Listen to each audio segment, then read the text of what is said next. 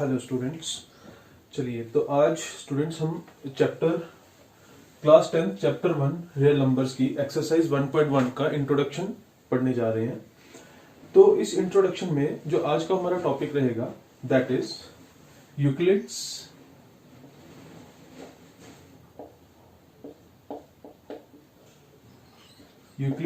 Division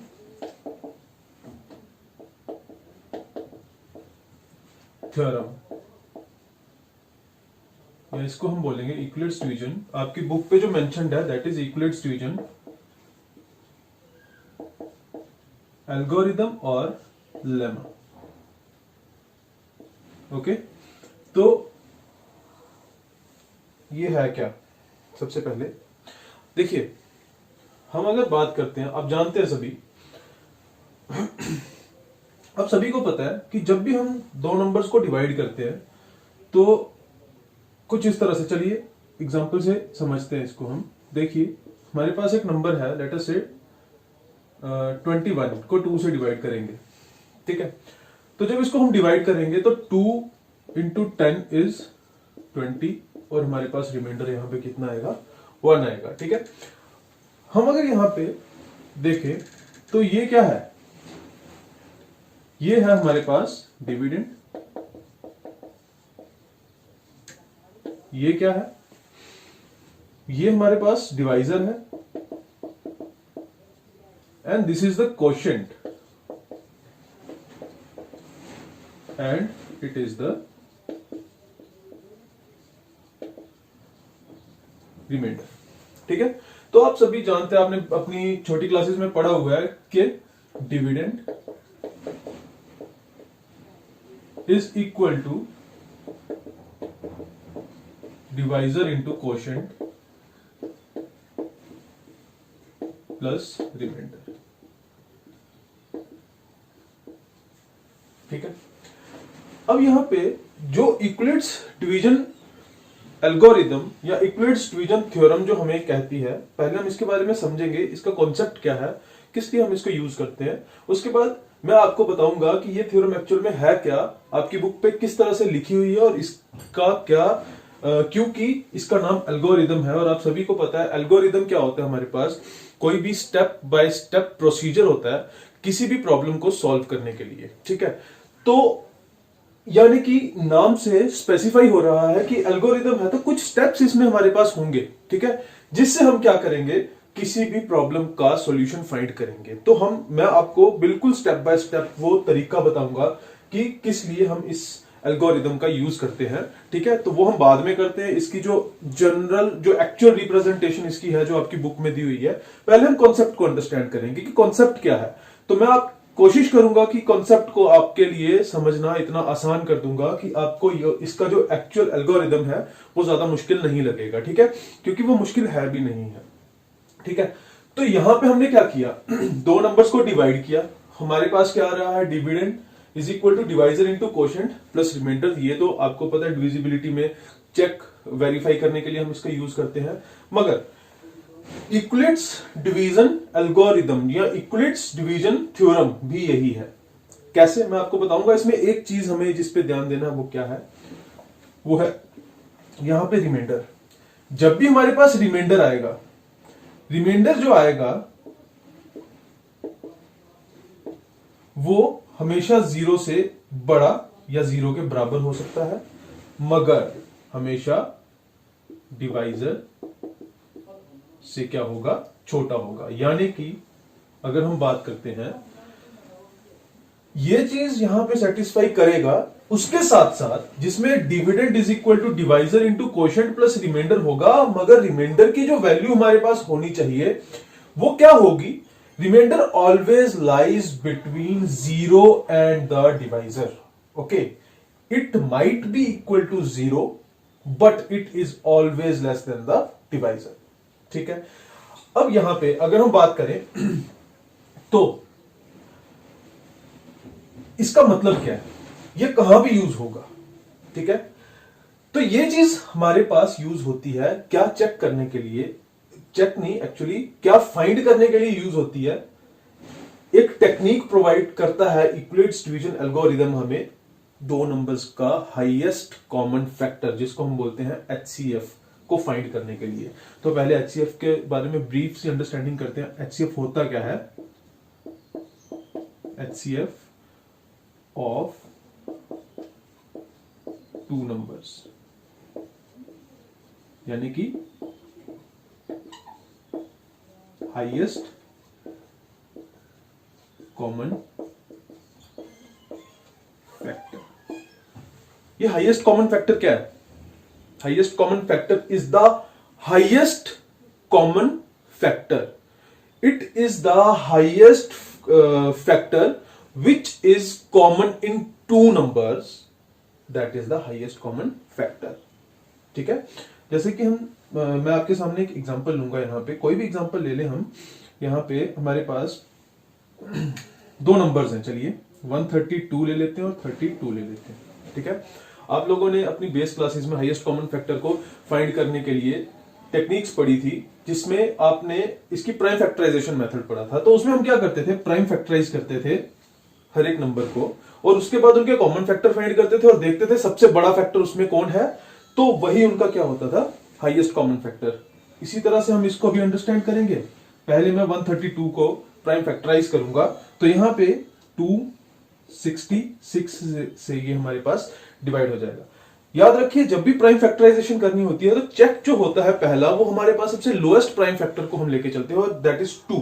ठीक है, क्योंकि ये इवन नंबर था इसीलिए मैंने 2 का यूज किया। अगर ऑड नंबर होता तो सबसे पहले मैं 3 के लिए चेक करता, एंड उसके बाद सो ऑन, जो उससे बड़े प्राइम फैक्टर्स हैं उनके लिए चेक करता। अगेन ये इवन नंबर है, तो 33 से ये हमारे पास डिवाइड हो जाएगा।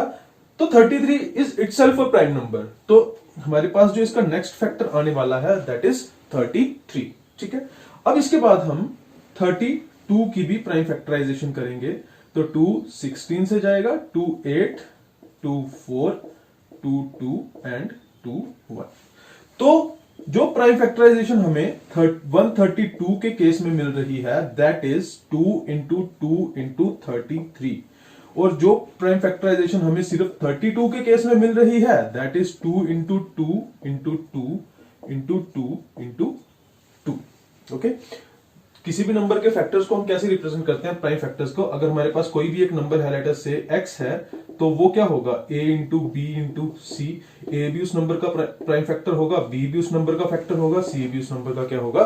फैक्टर होगा। तो कोई भी नंबर जो है दैट इज उसका जो हमारे पास प्रोडक्ट है, वो प्रोडक्ट मतलब उसके जो फैक्टर्स हैं उनका प्रोडक्ट हमें वही नंबर देगा। ठीक है, तो इसमें ज्यादा सोचने की जरूरत नहीं है, जो चीज मैंने लिखी हुई है। अब यहां पे देखिए, मैं 132 को ऐसे भी तो लिख सकता हूं ना, 2 इंटू 2 इज 4 इंटू 33। अगेन 32 को अगर मैं इस तरह से लिखूं, 2 into 2 is 4 into 2 into 2 into 2, तो देखिए यहां पे ये 4 और ये 4 को, ये दोनों में क्या है? कॉमन है। ठीक है, और सबसे बड़ा वो नंबर है, सबसे बड़ा वो फैक्टर है 132 का, जो 132 के पास भी है और 32 के पास भी है। इसीलिए HCF जो हमारे पास होगा 132 और 32 का, वो कौन होगा? 4 होगा। तो ये तो था प्राइम फैक्टराइजेशन मेथड, जिससे हम दो नंबर्स के बीच में हाईएस्ट कॉमन फैक्टर को क्या करते थे? फाइंड करते थे। एक चीज और मैं आपको बताना चाहूंगा आपके नॉलेज के लिए बच्चों, हाईएस्ट कॉमन फैक्टर हमेशा, हमें जब भी दो नंबर्स का हाईएस्ट कॉमन फैक्टर हमें फाइंड करना है, तो वो हमेशा याद रखिएगा मेरी इस बात को, जो दोनों में छोटा नंबर होगा, या तो इसके इक्वल हो सकता है या इससे छोटा होगा। छोटे नंबर से बड़ा कभी भी नहीं हो सकता। ठीक है, तो ये हाईएस्ट कॉमन फैक्टर एचसीएफ का कॉन्सेप्ट है। ठीक है, तो आई होप कि आपको प्राइम फैक्टराइजेशन मेथड से हाईएस्ट कॉमन फैक्टर का समझ में आ चुका होगा। अब देखिए, जो हमारे पास, जो मैंने आपको ये समझाया है, ये जो बताया है मैंने, dividend is equal to divisor into quotient plus remainder, where remainder is always greater than और equal to 0 and is always less than divisor. इसके बारे में थोड़ा सा हम अंडरस्टैंड करेंगे ये क्या है। बिफोर दैट स्टूडेंट्स, आप इसको वीडियो को पॉज करके ये सब नोट डाउन कर सकते हैं। ओके, तो चलिए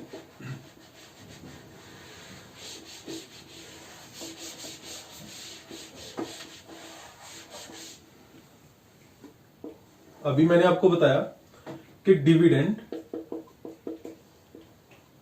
is equal to divisor into quotient plus remainder. ठीक है, तो यहां पे मैं लिखता हूं to find use Euclid's division lemma और Euclid's division algorithm to find HCF of 132 and 32। ठीक है, तो देखेंगे किस तरह से हम इसको फाइंड कर सकते हैं। सबसे पहले इसके लिए हम इस तरह से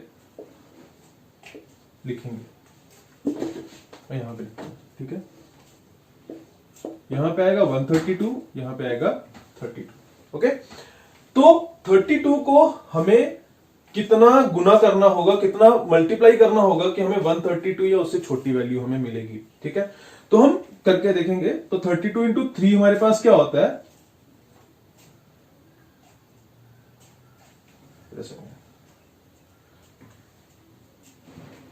32 को 3 के बजाय हम 4 से करते हैं। 32 इंटू 4 इज 4 2 is 8, 4 3 is 12। तो हमें यहां पे मिल रहा है 128 and you know that 128 is very near to 32 is the और इसको जब हम सब्ट्रैक्ट करेंगे तो हमें मिलेगा 12 में से 8 4। ठीक है, अब नेक्स्ट स्टेप, अभी देखिए यहां पे हमारे पास रिमाइंडर 0 नहीं आया है, तो यहां पे जो फर्स्ट स्टेप हमारे पास बन रहा है वो क्या बन रहा है यहां से कि जो डिविडेंड था हमारे पास 132, ठीक है, वो किसके इक्वल होगा, डिवाइजर जो कि कौन है 32 है, into quotient that is 4 plus remainder which is equal to 4। अब यहां पे हम चेक कर रहे हैं कि रिमाइंडर की वैल्यू 0 के इक्वल नहीं आई है। बच्चों एक चीज जो मैंने स्टार्टिंग में आपको नहीं बताई है वो ये है कि जब भी हमें दो नंबर्स का HCF फाइंड करना होगा तो जो बड़ा नंबर हमारे पास होगा उसको हमेशा हम डिविडेंड मानेंगे और जो छोटा नंबर हमारे पास होगा उसको हमेशा हम क्या मानेंगे, डिवाइजर मानेंगे। ठीक है, तो ये मैंने स्टार्टिंग में बतानी थी बात, बट ये बता नहीं पाया, तो चलिए अभी मैं आपको बता रहा हूं। ठीक है, अभी कुछ नहीं बिगड़ा, हमने जस्ट स्टार्ट किया है इसको। ठीक है, तो फर्स्ट स्टेप में इक्विलेट्स डिवीजन एल्गोरिथम के में हम ये देख रहे हैं कि हमने इस एल्गोरिथम को अप्लाई कैसे किया, इसके बारे में समझेंगे। हमने क्या किया, सबसे पहले 132 को 32 के साथ डिवाइड किया। डिवाइड करने पे हमें कोशेंट और रिमाइंडर दो और इंटीजर्स मिल रहे हैं। अब ये जो इंटीजर हमारे पास है इसमें चेक क्या करना है, हमने जो रिमाइंडर की वैल्यू हमारे पास आ रही है इसको चेक करेंगे।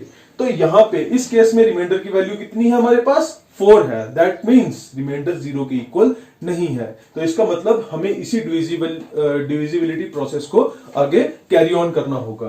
तो कैसे कैरी ऑन करेंगे, देखिए जब तक रिमाइंडर 0 नहीं आता तो नेक्स्ट स्टेप में रिमाइंडर जो होता है वो डिवाइजर बन जाएगा और जो डिवाइजर होगा वो हमारे पास डिविडेंड बनेगा। तो डिवाइजर था 32 जो कि इस केस में हमारे पास क्या बन चुका है, डिविडेंड। ठीक है, तो अब हम दोबारा से 4 को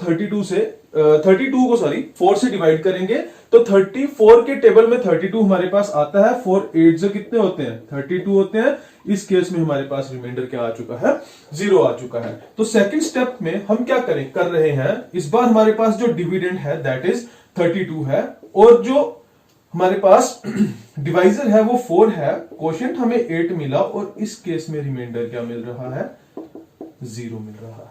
ठीक है, तो मैं लिखूंगा यहां पे इन स्टेप 2 में हमारे पास रिमाइंडर इज इक्वल टू 0। ठीक है, तो therefore the divisor in this step, तो जो डिवाइजर होगा इस स्टेप में will be the HCF of 132 and 32। ठीक है, that is HCF of 132 and 32 is कौन है, जो इस स्टेप में हमारे पास डिवाइजर है दैट इज 4। ओके, तो ये तो था बच्चों तरीका कि किस तरह से हम दो नंबर्स के बीच में हाईएस्ट कॉमन फैक्टर को फाइंड आउट कर सकते हैं। ठीक है, यूजिंग यूक्लिड्स डिवीजन एल्गोरिदम और यूक्लिड्स डिवीजन लेमा। ठीक है बच्चों, तो यहां से अब हमें क्या क्या देखने को मिल रहा है इसके बारे में हम बात करेंगे। ठीक है, चलिए हम दोबारा से फर्स्ट स्टेप पे जाएंगे। फर्स्ट स्टेप में हमने क्या देखा, हमने देखा कि हमें जो भी नंबर हमारे पास दो हैं जिनका हमने हाईएस्ट कॉमन फैक्टर को फाइंड करना है, इन दोनों नंबर्स में एक था डिविडेंड, दूसरा था डिवाइजर। ठीक है, और इन्हीं दो नंबर्स का हाईएस्ट कॉमन फैक्टर हमारे पास क्या आ रहा है, 4 आ रहा है। ठीक है, तो जब हमने फर्स्ट स्टेप परफॉर्म किया, इसमें हमारे पास रिमाइंडर की वैल्यू क्या आई, आपके सामने 4। ठीक है, तो हमने जब तक रिमाइंडर 0 नहीं आएगा हमें ये स्टेप्स करते रहने हैं।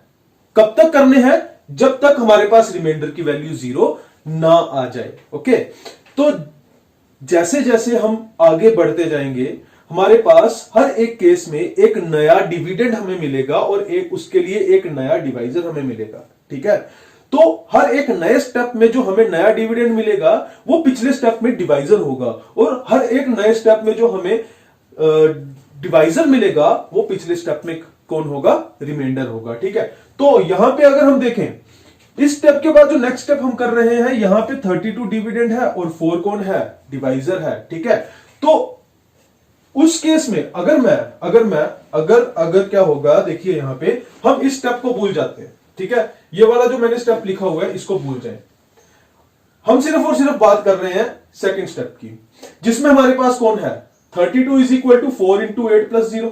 ठीक है, मैंने आपको अभी बताया कि जिस स्टेप में रिमाइंडर 0 होगा उस स्टेप का डिवाइजर हमें हमेशा क्या देगा, हाईएस्ट कॉमन फैक्टर देगा। ठीक है, तो इस केस में हमारे पास रिमाइंडर कौन आया, इस स्टेप में डायरेक्टली हमारे पास रिमाइंडर कौन आ रहा है, 0 आ रहा है। तो इस केस का डिवाइजर कौन है, 4। तो ये 4 32 और 4 का कौन है, हाईएस्ट कॉमन फैक्टर है। तो कहने का मतलब क्या है, यहां पे हमारे पास कहने का मतलब ये है कि जो हाईएस्ट कॉमन फैक्टर हमें 132 और 32 का मिला, वही हाईएस्ट कॉमन फैक्टर हमें 32 और 4 का मिलेगा। तो मेरा कहने का मतलब है, चलिए मैं फर्स्ट स्टेप यहां पे लिख लेता हूं, 132 is equal to 32 into 4 plus 4 where r is not equal to 0। तो मेरा कहने का मतलब यहां पे ये है कि इस डिविजिबिलिटी प्रोसेस में हम जितने भी स्टेप परफॉर्म करेंगे, सभी स्टेप्स में हमारे पास एक नया डिविडेंड आएगा और एक नया डिवाइजर आएगा, और हर एक स्टेप का जो डिविडेंड और डिवाइजर होगा उनका हाईएस्ट कॉमन फैक्टर हमें हमेशा वही होगा जो लास्ट में फाइनली हमें दोनों के बीच का हाईएस्ट कॉमन फैक्टर मिलेगा। लास्ट स्टेप में जहां पे रिमाइंडर 0 होगा वहां का हमारे पास कौन होगा, डिवाइजर होगा। ठीक है, तो ये बेसिक कॉन्सेप्ट है जिसके बेसिस पे हम दो नंबर्स के बीच में हाईएस्ट कॉमन फैक्टर को फाइंड कर सकते हैं। ठीक है, तो बच्चों इस वीडियो को पॉज करके इसको नोट कर लीजिएगा, ये बहुत इंपॉर्टेंट चीज है। ठीक है, इसके बाद मैं अभी आपको समझाऊंगा कि यूक्लिड्स डिवीजन एल्गोरिथम आपकी बुक में किस तरह से दिया हुआ है, उसके बारे में हम थोड़ा सा डिस्कस करेंगे, स्टेप्स किस तरह से करने हैं, फिर हम उसके रिलेटेड एग्जांपल सॉल्व करेंगे। ओके, तो before that pause the video to note it down.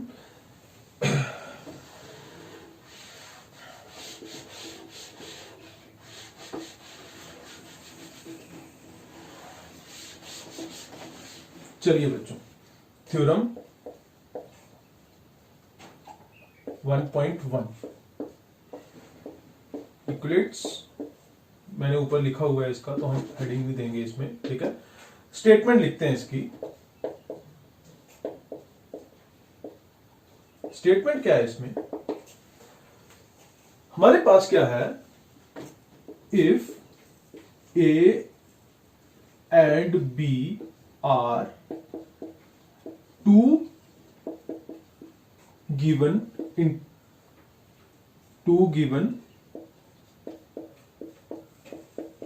positive integers। अगर a और b दो गिवन पॉजिटिव इंटीजर्स हैं, but such that a is greater than b, ये कंडीशन इंपॉर्टेंट है कि a जो होगा वो b से क्या होगा, बड़ा होगा। There exist two more positive integers, there exists two more positive integers, one is q and other one is r, satisfying किसको सेटिस्फाई करेंगे? a is equal to b into q plus r, where r is greater than or equal to 0 and less than b. Okay, तो ये मैं आपको बता चुका हूं. Dividend is equal to divisor into quotient plus remainder, where remainder is greater than और equal to 0 but less than the divisor. ये मैंने अभी आपको समझाया है. देखिए यहां पे मैंने एक चीज मेंशन की है, हमारे पास दो पॉजिटिव इंटीजर हमें दिए होंगे उन्होंने, और अगर वो दोनों पॉजिटिव इंटीजर्स, ठीक है, ए और बी है, तो जिनमें एक इंटीजर दूसरे से क्या होना चाहिए? बड़ा होना चाहिए. दैट मीन्स हमने यहां पे लिया हुआ है ए इज ग्रेटर देन बी, तो यहां पे एग्जिस्ट करेंगे दो और पॉजिटिव इंटीजर्स क्यू और आर, जो किसको सेटिस्फाई कर रहे होंगे? इस रिलेशनशिप को सेटिस्फाई कर रहे होंगे. और यहां से हमारे पास आर की वैल्यू क्या होगी? बी से बड़ी होगी, सॉरी मैंने गलत बोल दिया, बी से छोटी होगी मगर 0 से बड़ी या 0 के बराबर हो सकती है. तो this is the theorem 1.1 of your real numbers exercise 1.1.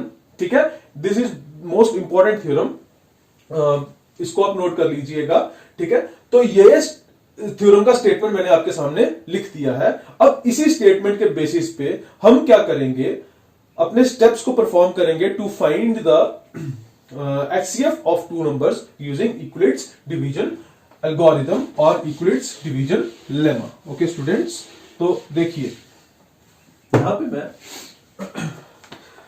अगर हम जनरली इस थ्योरम को अंडरस्टैंड करें, मैंने क्या बोला था? A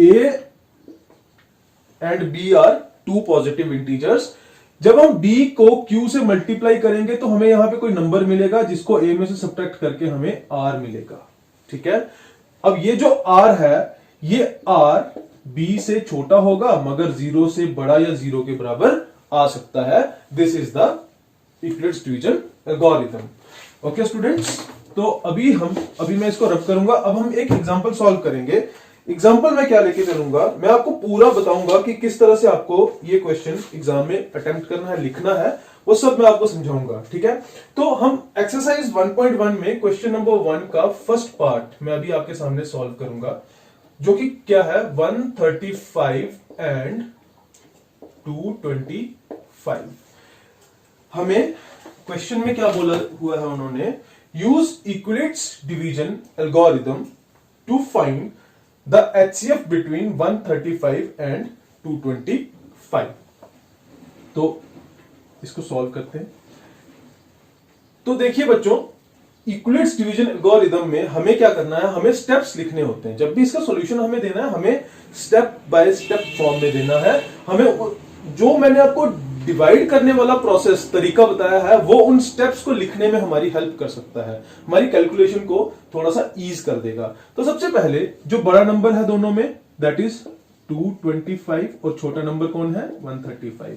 तो 225 पैरेंथेसिस के अंदर आएगा और ये जो 135 है ये डिवाइजर की जगह पे आएगा. तो 135 को हम 2 से मल्टीप्लाई करेंगे तो 270 है, दैट इज वो 225 से बड़ा है, तो हम 1 से ही मल्टीप्लाई करेंगे इसको. तो हमारे पास हमें मिल चुका है अगेन 135, सब्ट्रैक्ट करेंगे तो ये हमारे पास आएगा 90. ठीक है, तो यहां से हमारे पास सॉल्यूशन में स्टेप 1 आएगा. स्टेप 1 हमारे पास क्या है? सबसे पहले लिखेंगे सिंस 225 इज ग्रेटर देन 135. ठीक है, we use Euclid's division lemma to 225 and 135 as. किस तरह से? जो हमने अभी थ्योरम में स्टेटमेंट पढ़ा, that is a is equal to B Q plus R. तो a कौन है? a बड़ी टर्म है जो पैरेंथेसिस के अंदर है, that is 225 is equal to b. b कौन है यहां पे? 135 into Q is 1 and R is 90। Okay, तो अब हम स्टेप 2 स्टार्ट करेंगे। तो स्टेप 2 में हमारे पास क्या होगा? स्टेप 2 में हियर जो आर की वैल्यू हमारे पास आई दैट इज इक्वल टू 90। अब आर की वैल्यू क्या है? 90 है। Again R is equal to 90, तो again use Euclid's division lemma 2। But अब इस बार किसको यूज करेंगे हम इक्विलिब्स डिवीजन लेमा? मैंने आपको बताया था कि जो इस केस में रिमाइंडर है हमारे पास, वो नेक्स्ट स्टेप के लिए क्या बन जाएगा हमारे पास? नेक्स्ट स्टेप में हमारे पास डिवाइजर बनेगा, और जो यहां पे डिवाइजर है वो इस स्टेप में हमारे पास क्या बनेगा? डिविडेंड बनेगा। तो 92 जो 180 होते हैं दैट इज ग्रेटर देन 135, तो हम 1 से लेके चलेंगे 190, तो हमारे पास आएगा 45। तो हम दोबारा से ईडीएल यूज कर रहे हैं, बट इस बार किस को यूज कर रहे हैं? 135 और 90 को। ठीक है, use EDL to 135 and 90 such that, इस तरह से कि जो 135 है वो 90 से क्या है? बड़ा है। ठीक है, तो जब इसको हम ईडीएल यूज करेंगे तो हमारे पास क्या आएगा? 135 is equal to 90 into 1 plus 45। ठीक है, तो अभी भी आर की वैल्यू हमारे पास 0 नहीं आई है, दैट इज ग्रेटर देन 0। सो जब तक 0 नहीं आएगी हमें इन स्टेप्स को रिपीट करते रहना है। तो अभी हम चलेंगे स्टेप 3 में। स्टेप 3 में हमारे पास लिखेंगे here R is equal to 45। That means R is not equal to 0. Again use Euclid's division lemma 2. किसको? इस बार जो रिमाइंडर है 45 that will become the divisor and the divisor in this case will become the dividend. तो हमें पता है 45 2 is 90। Okay, तो इस बार हमें रिमाइंडर क्या मिल चुका है? यहां पे 0 मिल चुका है। तो हम लिखेंगे अगेन यूज ईडीएल टू। अब इस बार किसको हम यूज कर रहे हैं? Euclid's division lemma 90 and 45 such that 90 is greater than 45। ठीक है, ये तो हमारे पास इक्विलिब्स डिवीजन लेमा का स्टेटमेंट है। तो यहां पे जो ये सेट हमारे पास इस बार जो रिलेशनशिप बनेगा that is 90 is equal to 45 into 2 plus 0। Here मैं यहीं पे लिख देता हूं, इसको एंड करूंगा। Here R is equal to 0। R क्या है? यहां पे हमारे पास 0 के इक्वल आ रहा है। देयरफॉर डिवाइजर, जिसको हम किससे डिनोट करते हैं? बी के साथ डिनोट करते हैं। Divisor in this case, divisor in this case will be the HCF। किसके बीच में? 135 and 225 that is equal to 45। ठीक है, तो बच्चों यहां से हमें क्लियर होता है 225 और 135 के बीच में जो HCF था वो कौन है? 45। मैंने अभी आपको बताया था सेम 135 और 90। आप इस स्टेप से देखो ना, 135 और 90 के बीच का HCF भी हमें कौन मिलेगा? 45 ही मिलेगा, और 90 और 45 के बीच का HCF भी हमें क्या मिलेगा? 45 ही मिलेगा। दैट इज, यानी कि HCF of 135 and 225 is equal to HCF of